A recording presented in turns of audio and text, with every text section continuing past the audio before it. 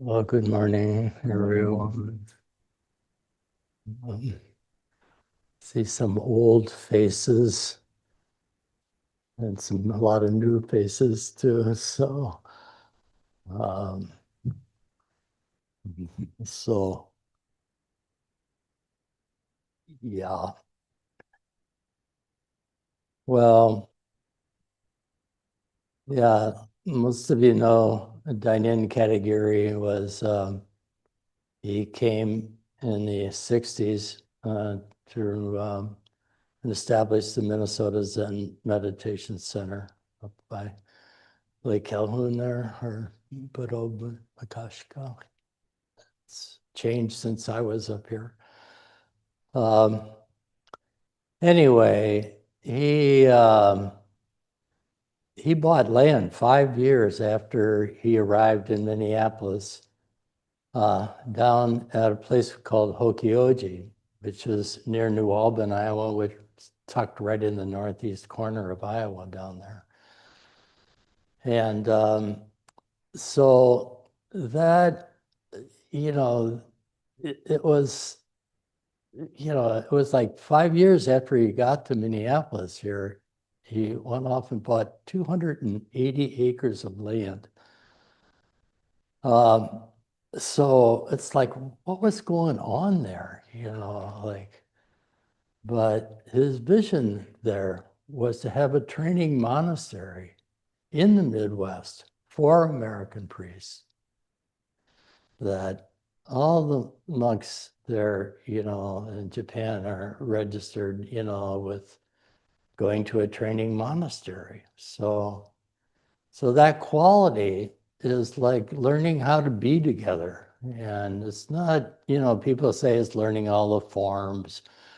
It's not, I mean, the bows are the bows, but that means to pay respect. So those forms, they have a voice. And so we bow to each other, It's like, it's really to say hello. And that's a little Japanese custom there too, like, oh, so, hello. um, anyway, so we established Rumanji, and so that was 25 years ago. But the place that they had at Hokioji was closed after Katagiri Roshi died. And when a founder dies, things sometime drop off, finances, whatever. So then, it's like, they closed Hokioji. So that whole vision of buying all that land, 280 acres, to build monastery buildings, eventually, was closed. It was just the door was shut. So life's fine, when it's going your way.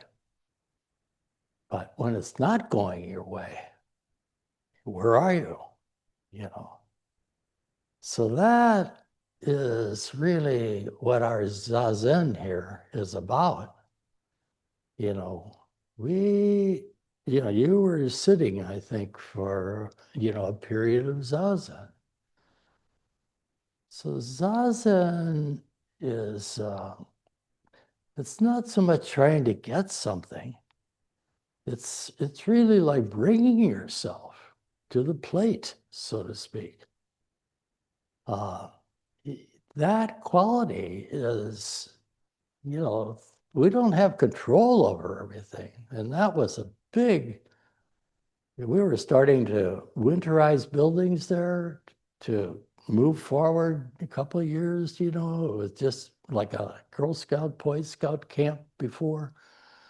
Uh, but, it's, that it was like the door was just shut.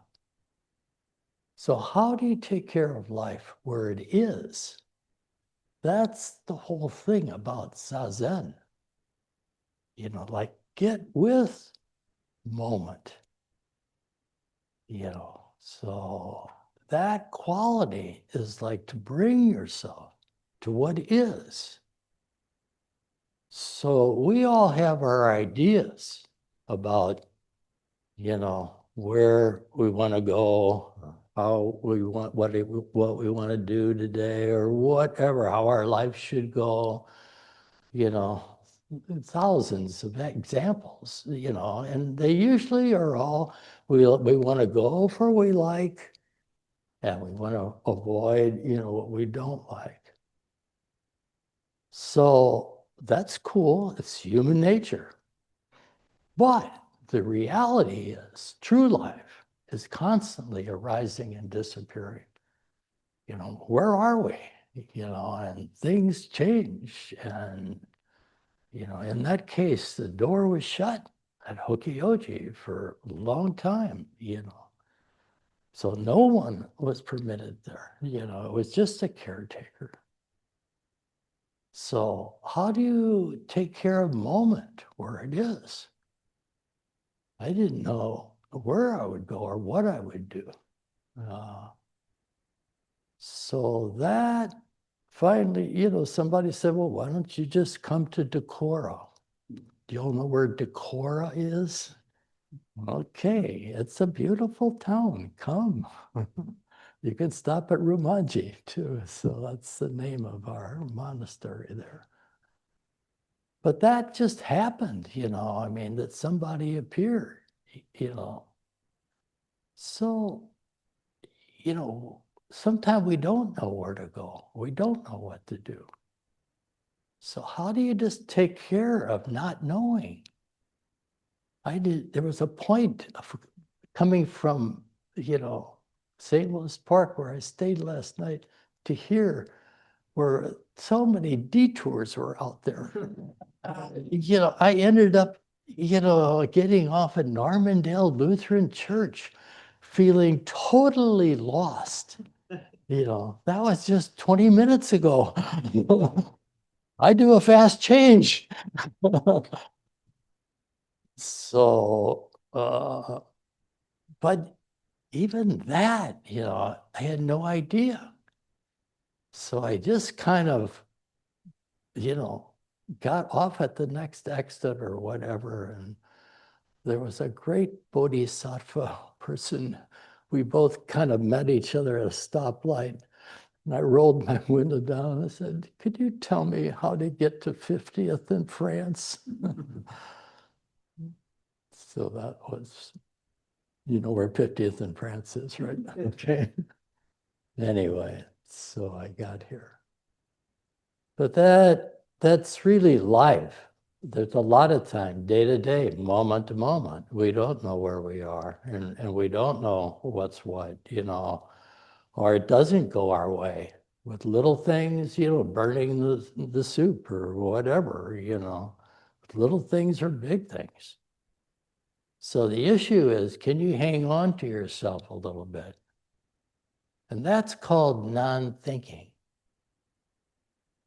What is non-thinking? Non-thinking is like just, like letting go of my like or my dislikes, and just, I wanted it to be this way or it didn't turn out that way, can I just get with non-thinking? Non-thinking is just be where you are for a second, and that's no solution, but it's like moment to moment.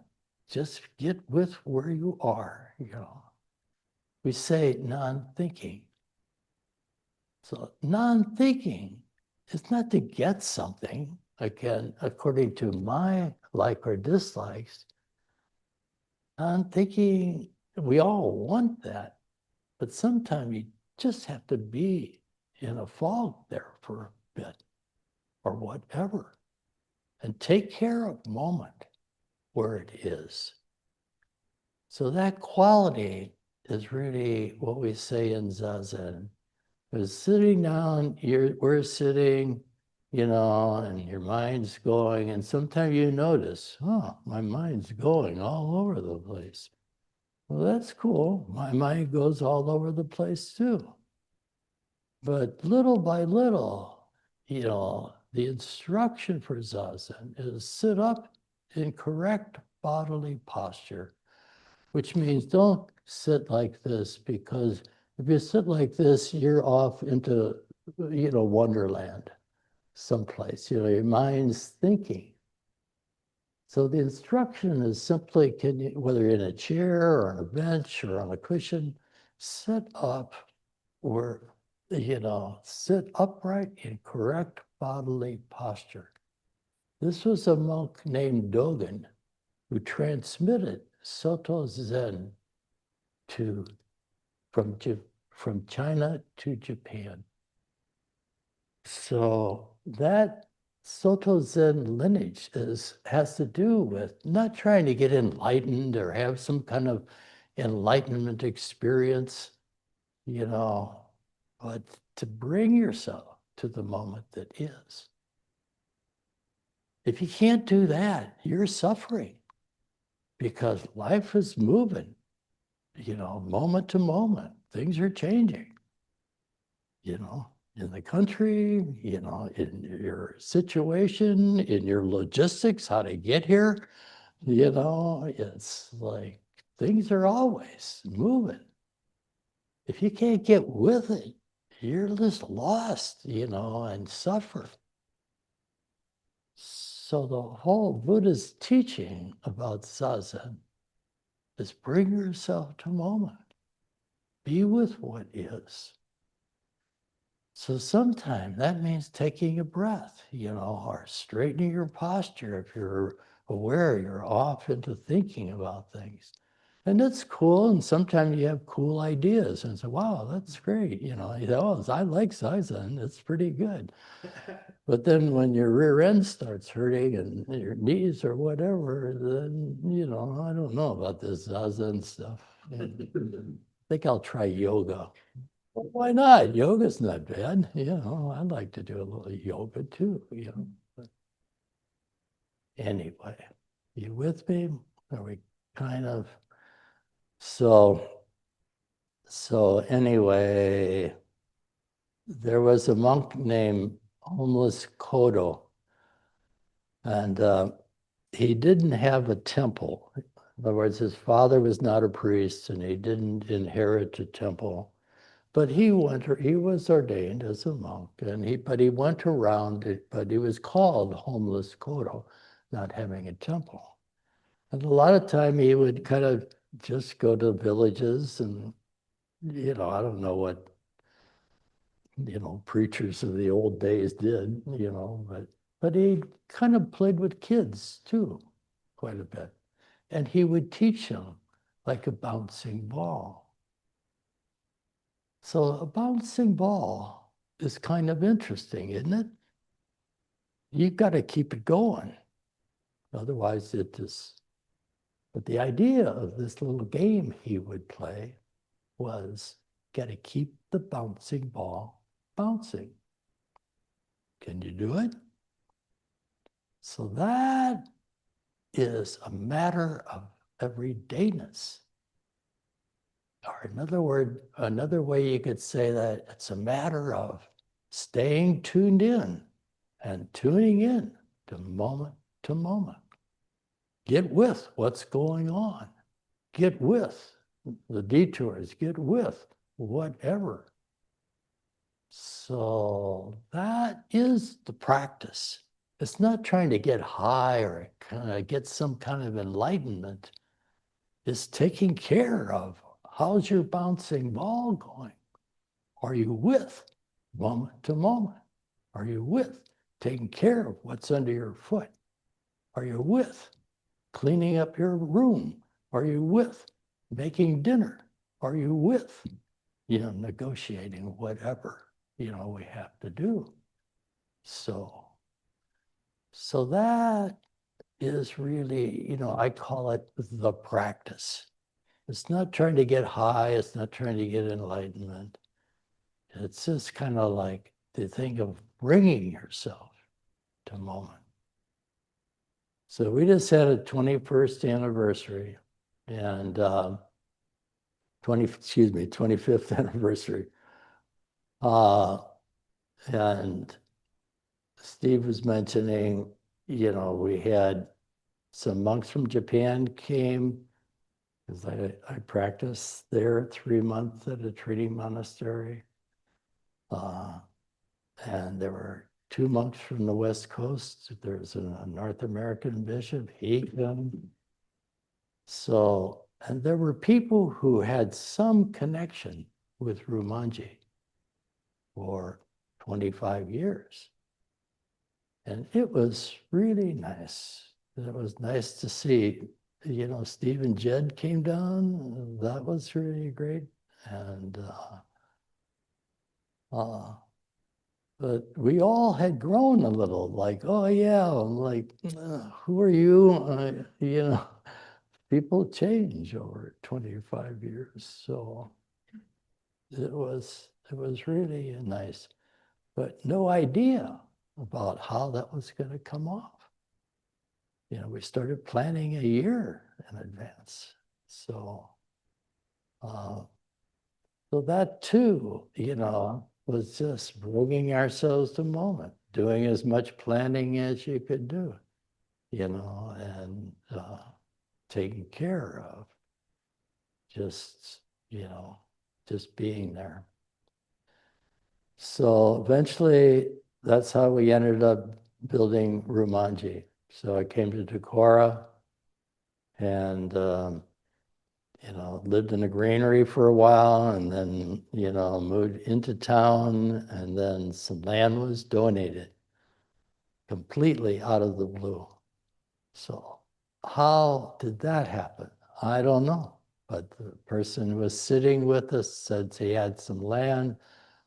What would I think about, you know, maybe we could work something out. So a couple of times we were just starting to look for land over there to bring back Kadgiri Rosh's vision there of, anyway, make a long story short, we ended up starting to build there at Rumanji, and we named it Rumanji. So the Japanese word for that is Ru is dragon and Mon is gate, and Ji means temple. So Rumanji in English is called Dragon Gate Temple. So what was that all about?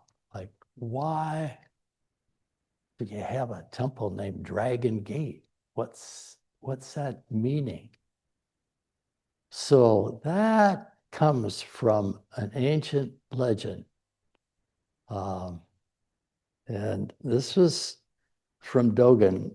Dogen was the Japanese monk who went to China and brought back more Soto Zen lineage.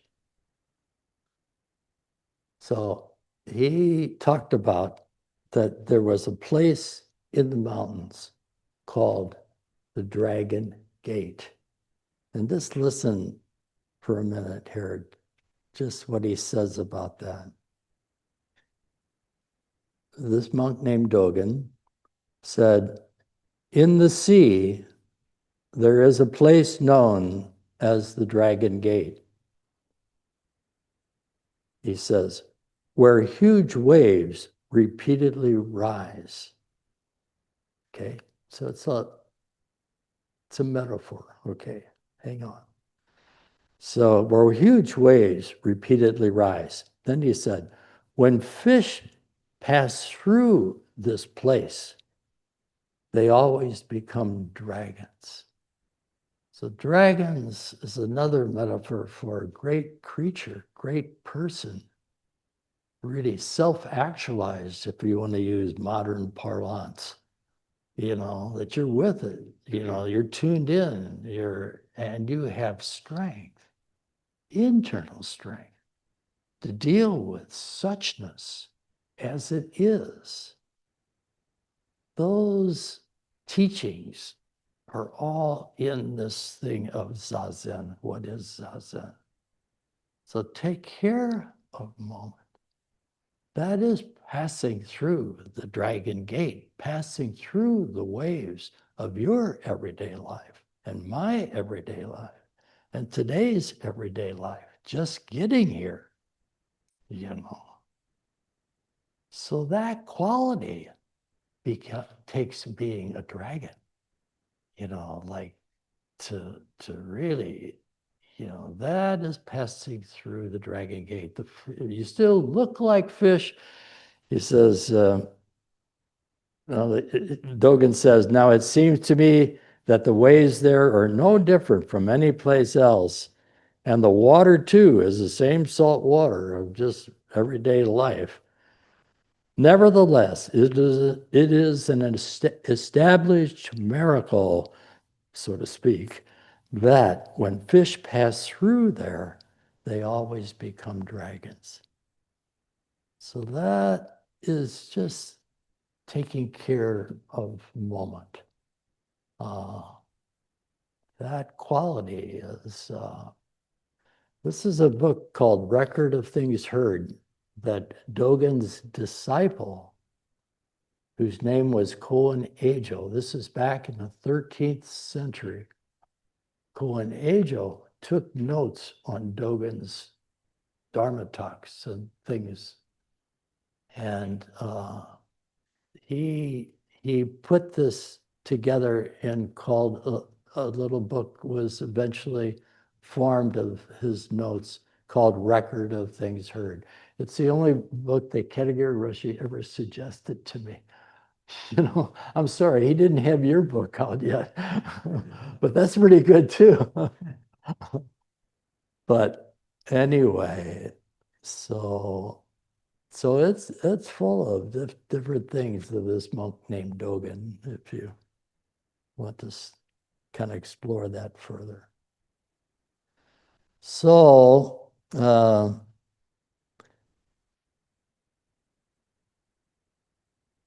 long and short of that then is people started coming and, you know, we moved from Decorah and then just started building buildings. Our first building was a temple building, you know, which pays honor to Buddhas and ancestors, pays honor to all those who went before us. We're practicing as you practice. And even without, you know, without attaching to Zazen, you know, necessarily, you know, but they live their life, you know, so it's like, just pay homage. You know, we benefit. We all benefit from each other. We all are interwoven, interpenetrated with countless time and space and circumstances, for good and for bad. So we all are interwoven and interpenetrated. Not some this way and some that way, but at some level, we are oneness, in a set, you could say. And that's that enso that you see sometimes as a Japanese symbol. You know, it's not a Japanese symbol, but a universal symbol of oneness, that we're all connected in some way. So how do you live there in peace and harmony with what is? You know, war is not going to solve anything. So we are one race. All people want to be happy. All people want to have a good life. So that quality is, you know, it's a matter of everydayness. How do we live there and stand up there? Anyway, that is Soto Zen. It's not just hanging on to some kind of enlightenment thing. You know, it's just another way of getting high, you know, or whatever. You know, already transcending everything. Yeah. Well, anyway. So, you know, along the way, we built, there were 4 buildings there, and Carpenter, he was a member, and we had just, you know, there was a lot of support, and it came to be, and there were 25 years. So I'm still kind of living off of that in a way. I mean, coming down off of all that. So excuse me for still shaking out my laundry, so to speak, kind of thing. One last thing is this monk, homeless Kodo Sawaki was his last name. He made this statement that Zazen is good for nothing. What's he talking about there? So that was famous, him saying that Zen is good for nothing. So what that's about is it's not trying to get somewhere. It's not trying to, get whatever, or I'll sit Zazen because my mind kind of settles down a little bit. That's good. But if it's always trying to get somewhere, you're really missing, you're not living in some sort of just okayness with yourself and with how do we work with what is? So that quality is just what I've always been talking about, is bringing yourself to moment. It's like not even attaching to Zazen as a means to get somewhere. It's just showing up, period. So I get up every morning and I sit, by and large, most of the time. So it's good. It's not trying to get someplace. It's just bring myself to today's day, and get with the moment. Take care of what's in front of me. So I'm grateful to Katagiri Roshi. He kind of focused on that quality. He showed up every morning, more or less. And Monday mornings, it was a break, after the weekend.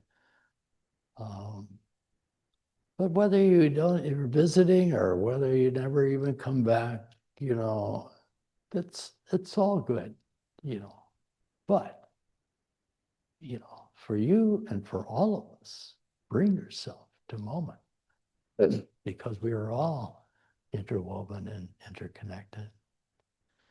So I hope things go well for everybody. And if you have any questions, we could kind of throw some things around, maybe.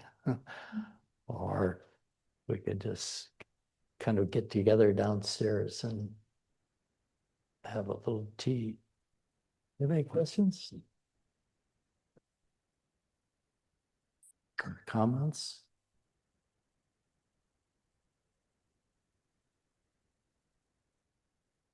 I have one for you. Yeah, I think you might be the youngest person here. I'm not sure. I don't want to put that on you. But how did you come here today? Aha. What's he up to? Dad doing weird things.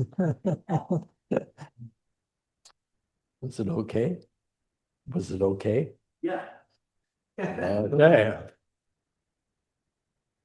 That's good.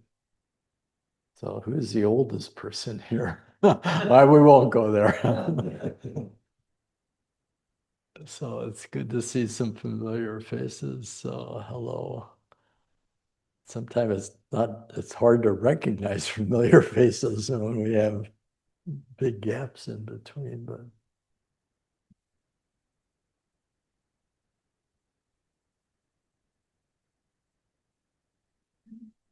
yeah.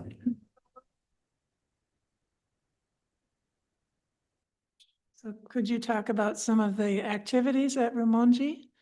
Like, do you have some sashins or? Oh, yeah, we do a monthly session on the third weekend of each month, usually. And we have a daily or, a weekly or daily sitting if anyone, comes. But we have a public sitting on Friday evenings, Thursday evenings, and then on Sunday mornings, like at 10 o'clock. And at 10 o'clock, we Zoom that meeting. So that's like a Dharma talk. Well, a 9 o'clock sitting, and then a Dharma talk after that. Chant the Heart Sutra, and then the Dharma talk. So that's kind of a monthly situation. And that schedule's on our website, which is Rumonji. So, and there is a 7-day traditional sesshin called Rohatsu, which is December 1st through the 8th, which is the 8th is the Buddha's, recognizes the Buddha's so-called Enlightenment Day. But I don't think it all happened just at once. But anyway, sort of. Anyway, that's our schedule. Sorry, I was a little eager to ask a question. How is I'm thinking about, you've been practicing for decades now, early or mid 70s till now. What's your experience of sitting? How would you compare what it is like to sit today versus when you first began? Is there a difference? Has it changed? The first day I sat was over at the Minnesota Zen Center. I sat in front of one of the windows looking over the lake. Okay. And at that time, I was going through some rocky time in my life, and the bottom had dropped out. So, but my brother-in-law, he was doing some stuff out in California. Anyway, he came back and said, "Hey, I heard there's a Japanese Roshi just came to Minneapolis. You want to go check him out?" And I said, "Are you kidding? I don't want any of that stuff, So I was really not into it. He said, "Oh, come on." He said, "All they're doing is they just sit there. That's all, you can do that, He said, "Okay, all right." So I thought, well, that's not so bad. Just sit there, Okay, so I knew, right? I remember what window that was, I was looking out, second seat inside the door of that old Zendo. So, but in that 40 minutes, that last, I was grinding on all the ins and outs of my life then, just really grinding on it, that's what was bubbling up, But in that last 5 minutes, somehow my mind settled down enough. And it was like it was almost like I turned around, looked at myself and said, "Hey, get your shit together." So that was really a turning moment. I had a 3-year-old son, and it was like, get it together. It was like a moment of truth. Instead of all the scenarios, my mind had quieted enough that I just was dealing with what is. So I thought, okay. So I just started going back over there, and I'd go back and would sit. And when he was with his mom, I'd sit at home a little bit, but when,